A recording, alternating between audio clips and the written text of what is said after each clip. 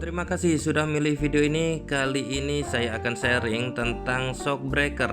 Shock breaker sebagai alat untuk meredam getaran di unit kendaraan kita sebenarnya sangat mudah sekali untuk kita kenali kerusakannya ataupun apakah shock breaker ini sudah layak diganti atau tidak. Secara mudah sebenarnya ada dua cara untuk mendeteksi shock breaker kita ini rusak atau tidak. Yang pertama adalah rasa ketika sudah jeduk-jeduk ataupun sudah tidak nyaman dikendarai, ini kita sudah harus curiga dengan shock breaker rusak. Lalu yang kedua adalah secara fisik. Secara fisik teman-teman bisa lihat ketika shock breaker ini bagian belakang sudah terlihat secara visual, tinggal bagian rodnya saja, bagian tengah saja, tidak ada covernya, dan ini juga rembesan oli sudah ada banyak. Ini sudah nyata di depan mata kita bahwa shock breaker ini dalam keadaan rusak. Namun identifikasi secara visual seperti ini tentu teman-teman harus mengenali di mana letak shock breaker. Shock breaker untuk bagian depan, belakang sama, biasanya di balik roda. Teman-teman lihat ini juga kotorannya sudah sangat banyak menumpuk, pasir, debu, dan ini akan semakin menggerus, semakin merusak dari shock breaker kita. Ini teman-teman, dari sisi belakang teman-teman bisa lihat rembesan oli sudah secara visual mudah dikenali. Ini kalau dari belakang terpaksa kita memang harus mengolong seperti ini. Kita lihat kalau sudah ada rembesan oli sudah tidak perlu dipertahankan, segera untuk diganti. Dan ketika lebih detail ini sudah dilepaskan, nanti kita sharing bagaimana video untuk menggantikan shock breaker secara detail juga. Tapi untuk teman-teman kenali ketika shock breaker rusak, kemungkinannya bagian karetnya, bagian dampenernya ini, ataupun bagian rodnya ini, apalagi sudah berkarat-karat seperti ini pasti sudah rusak sekali.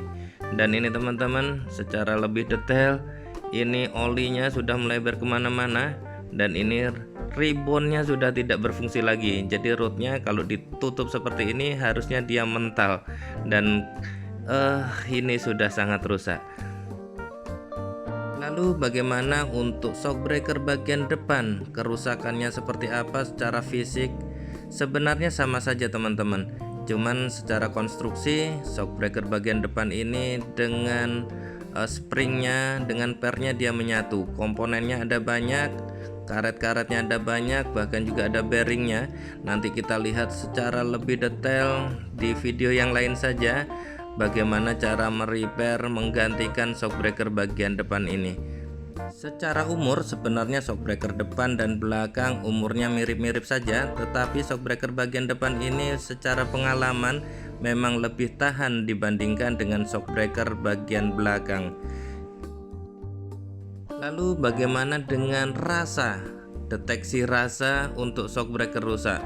Jalan yang kita tempuh tentu saja sangat banyak jenisnya, mulai dari yang lurus, yang bergerindil, yang banyak polisi tidur, yang banyak lubang, bahkan yang banyak belokan. Dengan jalan-jalan tipe seperti itu lebih mudah lagi kita mendeteksi kerusakan shock breaker kita. Ya, shock breaker rusak biasanya rasanya adalah keras. Jadi peredaman di unit kendaraan kita akan semakin buruk, sangat keras menghadapi lubang-lubang ataupun getaran-getaran yang ada di jalanan. Lalu berikutnya adalah bunyi-bunyian. Ketika berbelok untuk shock breaker depan biasanya juga sudah menimbulkan bunyi juga. Lalu juga ketika perjalanan seperti ini, beban berlebih, apalagi ketika penumpang kendaraan kita penuh, itu bunyi-bunyiannya akan semakin, ritmenya semakin banyak. Ciri berikutnya yang lebih terasa adalah gejala limbung dalam keadaan jalanan lurus, apalagi berbelok.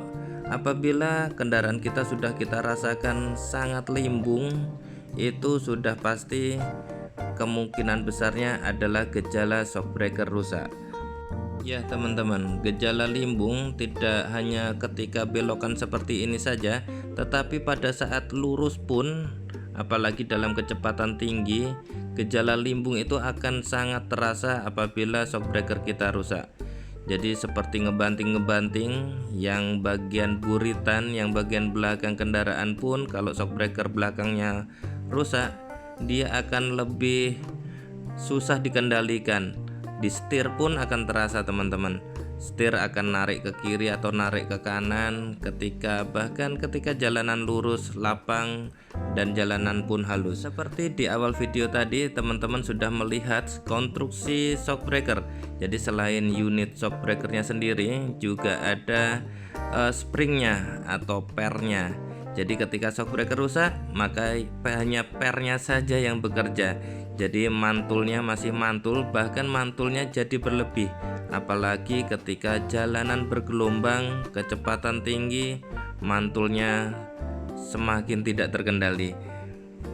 Ya teman-teman, umur shockbreaker biasanya sekitar 3 atau 4 tahun dalam penggunaan yang biasa, jalanan yang ditempuh jalanan biasa.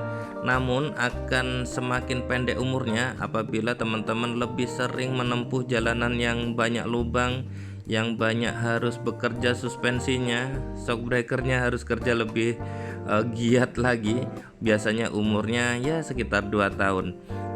Jadi teman-teman sudah tidak bingung lagi kenapa unit kendaraannya sama tapi umur shockbreakernya berbeda. Mungkin juga jalan yang ditempuh berbeda, atau bahkan juga bebannya. Beban lebih banyak penumpang, lebih banyak bekerja juga shockbreakernya. Tentu saja umurnya akan semakin pendek.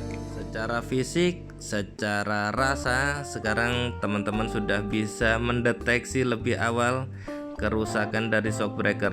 Shockbreaker jangan menggunakan yang suntikan. Saya tidak menyarankan yang menggunakan refurbish, karena tentu saja umurnya juga akan sangat pendek dan bahkan teman-teman akan lebih rugi lagi karena harus 2 kali kerja.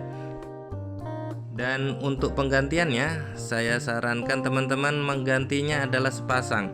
Jadi kalaupun di bagian belakang sudah terlihat secara fisik kebocoran hanya di satu shockbreaker, tetap saja kita sebaiknya menggantikan langsung sepasang kanan kiri shockbreaker tersebut.